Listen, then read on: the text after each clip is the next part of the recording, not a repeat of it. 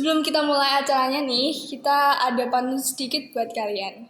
Jadi, main air di pantai Pulau Merah. Main air bersama pantainya. Hai, di sini ada Catia dan Manda. Ikutin terus podcast kita berdua. Nah, kali ini kita bakalan bicarain tentang perkembangan pendidikan di Indonesia sebelum adanya pandemi.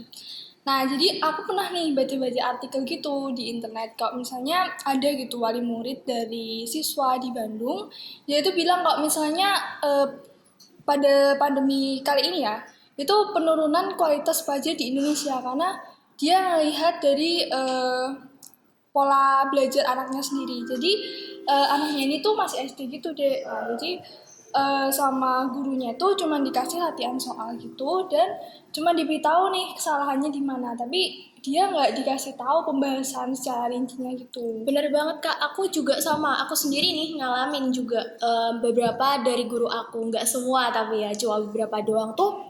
Metode pembelajaran dari mereka tuh gini, misalnya kita masuk ke bab baru nih. Udah mereka ambil link video dari YouTube, kasih ke grup WA, kita suruh ngerangkum gitu. Jadi besar kecilnya nilai kita itu ditentuin dari seberapa banyak rangkuman kita itu Kak gitu. Jadi seakan-akan mereka itu nggak peduli kita mau paham atau enggak. Gitu Pokoknya ya. udah kamu ngerangkum rangkuman kamu banyak, nilai kamu bagus gitu. Tapi kita tuh nggak dilihat gitu, paham nggak sih sama materi yang gitu, kita iya. tonton videonya gitu ya. Bener Dan banget. nggak semua anak gitu ya metode belajarnya kan sama atau nangkep pelajarannya itu Dan lebih cepat gitu. memahami materi sendiri itu ternyata lebih sulit loh Kak. Mendingan Iya. kita kalau nggak paham tuh langsung Diterangin tanya ke langsung guru, gitu ya.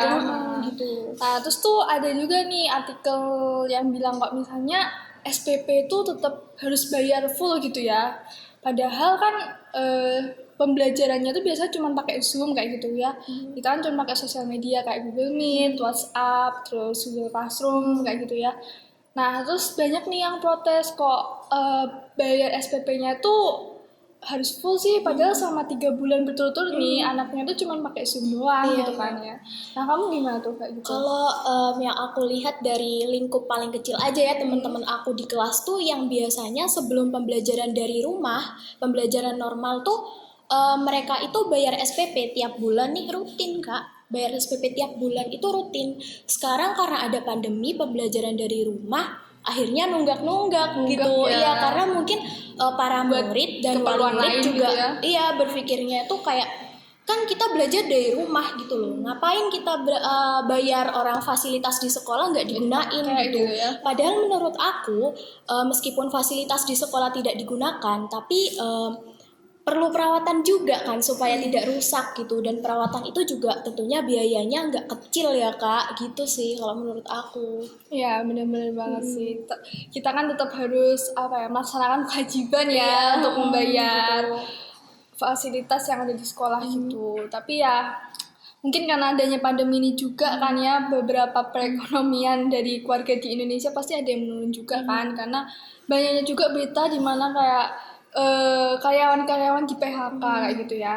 Dan aku juga merasa selama pandemi ini kegiatan kita untuk berkarya tuh sebagai pelajar tuh dibatasin gitu loh Kak. Sebelum pandemi nih aku itu ikut salah satu ekskul di sekolah, namanya tuh teater melati gitu, atau biasanya kita sebut TM lah gitu. Jadi kemarin itu ada acara yang sebelum pandemi ini tiap tahun itu dilaksanakan, namanya tuh pentas tahunan atau singkatnya pentahu. Itu emang tiap tahun tuh kayak rutin gitu sebelum ada pandemi. Ditunggu-tunggu nih Iya, ya, ditunggu-tunggu sama dari siswa sekolah kita juga gitu. Tapi karena adanya pandemi akhirnya bukan ditunda lagi tapi ditiadakan gitu loh Kak. Jadi kayak kecewa gitu. Berkarya aja dibatesin sekarang itu. Ya benar gitu. sih. Sama ulang tahun sekolah kemarin kan ya, itu ditiadakan, padahal itu yang paling ditunggu-tunggu kan. Iya, bener banget. Nah, terus tuh kemarin nih aku tuh sempet bikin kuesioner di Instagram. Terus tuh aku nanya gitu kayak kalian kangen gak sih, temen-temen aku tuh kayak aku nanyain kayak kalian kangen gak sih pembelajaran di sekolah kayak gitu kan. Nah, terus misalnya kalau kangen nih apa gitu alasannya. Nah, terus temenku nih ada yang jawab nih @tbicahya Instagramnya. Dia tuh bilang kangen karena lebih paham saat pembelajaran secara tatap muka, terus bisa ketemu teman katanya gitu. Nah, menurut kamu gimana tuh? Ini enggak? Iya sih, sama bener-bener. Aku juga kemarin sempet iseng-iseng bikin polling persentase di Instagram tuh yang persen-persenan.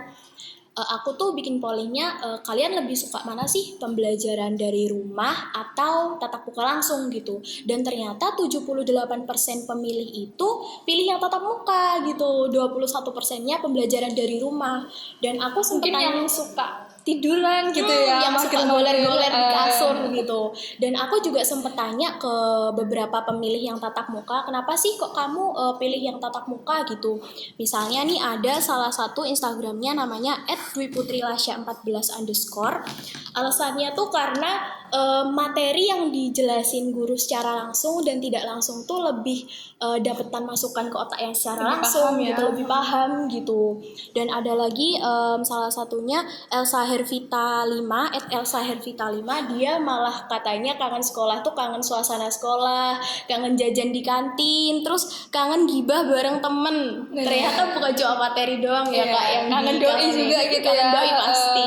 Nah terus temanku juga bilang nih, Nabila AR bilang juga kalau kangen banget ketemu teman, kangen ngegibah ya, ngobrolin orang, sama kangen ya doi. Ternyata doi itu bikin semangat gitu ya. Semangat sekolah gitu. Jadi kayak, oh doi ini nih sekolah, aku harus masuk dong biar bisa Jadi yang dia. dikangen itu masa-masa sekolah itu dikangenin gitu, karena Iya. SMA ini kan masa-masa terindah lah istilahnya, yang paling gitu. ditunggu-tunggu gitu ya. Apalagi kamu kan bener. kelas 11 ya. Aku Harusnya kelas yang 11. nikmatin banget tuh masa kayak gitu. Nah terus ada juga nih mahasiswa tuh yang bilang kok misalnya kangen ngekos gitu. Mahasiswa juga ada berarti. Nih Instagramnya Berarti bukan cuma pelajar yang masih sekolah aja ya, mahasiswa juga. Jadi ya maupun dari siswa ataupun mahasiswa di Indonesia itu pasti ya kangen ya pembelajaran tatap muka. Iya benar-benar.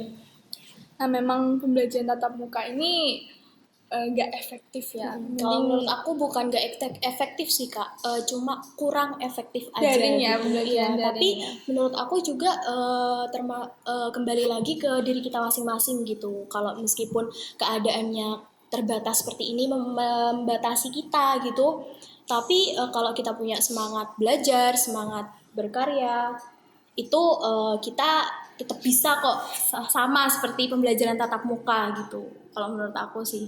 Ya benar sih. Dari yang kita lihat dari survei-survei kita yang ajukan di Instagram atau sosial media ya, pada kangen. Mungkin yang suka pembelajaran daring tuh ya cuman sukanya tidur doang ya di Goler-goler rumah. aja gitu. Santai-santai gitu ya di rumah. Nah semoga aja nih podcast kali ini tuh bermanfaat buat kalian. Terus terima kasih banget udah ngikutin dari awal sampai akhir.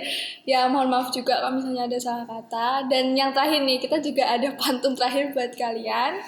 Nah jalan-jalan keliling dunia, tapi yang berkesan tetap Indonesia. bye-bye semuanya. Terima kasih dan sampai Sampai jumpa. jumpa. Bye-bye.